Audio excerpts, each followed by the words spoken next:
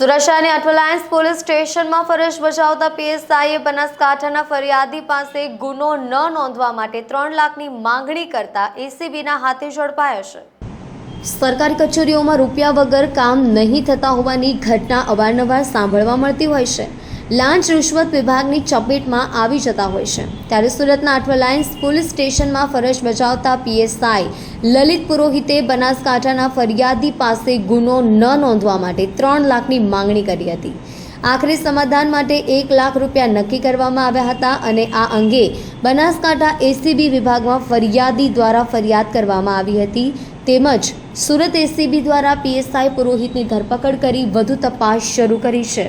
બનાસકાંઠા એસીબીમાં ફરિયાદ મળેલી કે અઠવા પોલીસ સ્ટેશનની અંદર એસીબીના અમારા ફરિયાદીને વિરુદ્ધમાં એક અરજી હોય, જે અરજીના કામે લલિત પુરોહિત નામના પીએસઆઈ અઠવા પોલીસ સ્ટેશનમાં ફરજ બજાવે છે, જેઓ એનું ઇન્વેસ્ટિગેશન કરી રહેલા હતા અને એ અરજીના કામે ફરિયાદી વિરુદ્ધમાં ગુનો રજીસ્ટર નહીં કરવાના આવેજ પેટે પ્રથમ 3 લાખ રૂપિયાની માગણી કરેલી અને રકઝકના અંતે 1 લાખ રૂપિયામાં નક્કી થયેલું, જે 1 લાખ રૂપિયા લેતા આ લલિત પુરોહિત પીએસઆઈ નાઓની અટકાયત કરવામાં આવેલી છે અને તેઓ વિરુદ્ધ આગળની કાર્યવાહી હાથ ધરવામાં આવેલી છે।